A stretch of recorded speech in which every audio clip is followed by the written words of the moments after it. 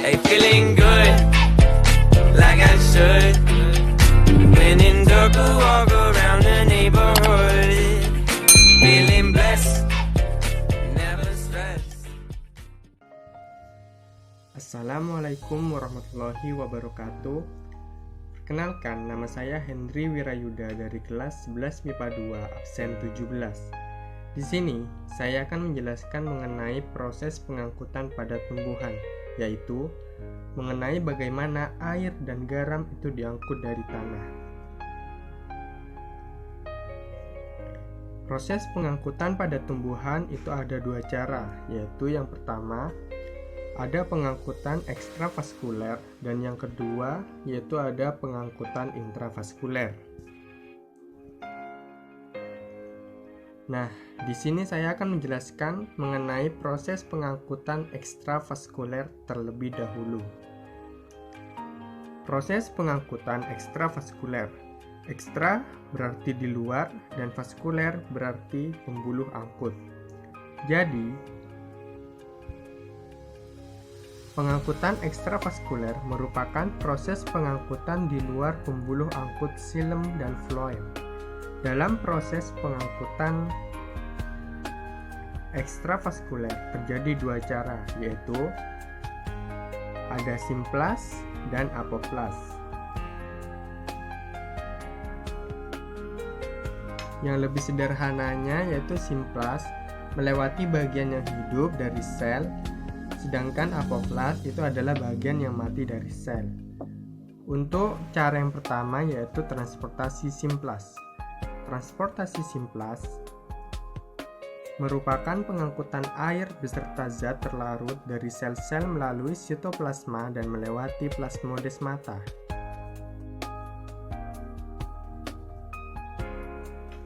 Urutan pada transport simplas yaitu dimulai dengan sel-sel rambut akar, kemudian ke sel-sel parenkim, lalu ke korteks, kemudian menuju endodermis, kemudian ke perisikkel, ke stele, dan akhirnya menuju ke xilem.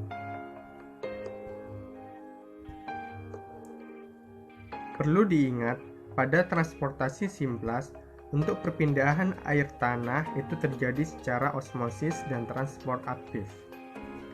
Untuk kecepatan air itu lebih rendah karena hambatan untuk melewati sitoplasma itu lebih besar. Untuk cara yang kedua yaitu apoplas. Transportasi apoplas merupakan pengangkutan air dan zat terlarut di dalamnya melalui ruang antar sel atau celah antara dinding sel dan membran plasma. Untuk transportasi apoplas ini terjadi dengan sangat bebas hambatan dikarenakan melewati ruang-ruang antar sel.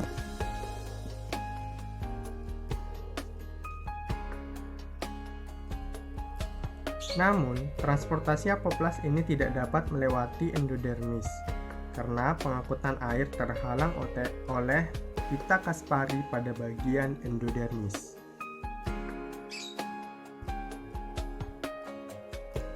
Pita Kaspari ini tersusun dari zat suberin atau lilin yang impermeable atau tidak bisa dilewati oleh air, sehingga air yang menuju ke endodermis nantinya akan ditransport secara simplas melalui sel-sel peresap sehingga nantinya akan beralih menggunakan transportasi simplas.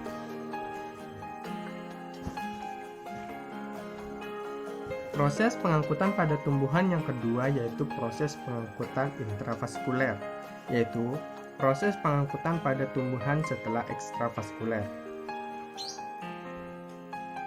Proses pengangkutan intravaskuler merupakan proses pengangkutan zat melalui berkas pembuluh angkut xilem dan floem. Urutan pada proses pengangkutan intravaskuler dimulai dari xilem akar, lalu akan diteruskan ke xilem batang, kemudian menuju ke xilem daun, kemudian ke xilem tulang daun, dan menuju ke mesofil daun.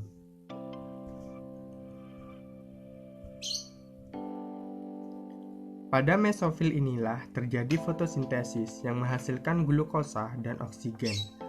Kemudian, Hasil fotosintesis tersebut akan diedarkan ke seluruh bagian tanaman.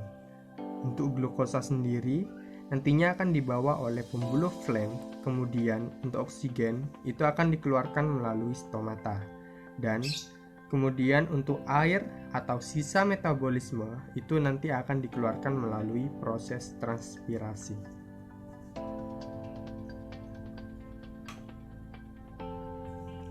Mungkin hanya itu yang dapat saya jelaskan mengenai proses pengangkutan pada tumbuhan. Kurang lebihnya mohon maaf. Wassalamualaikum warahmatullahi wabarakatuh.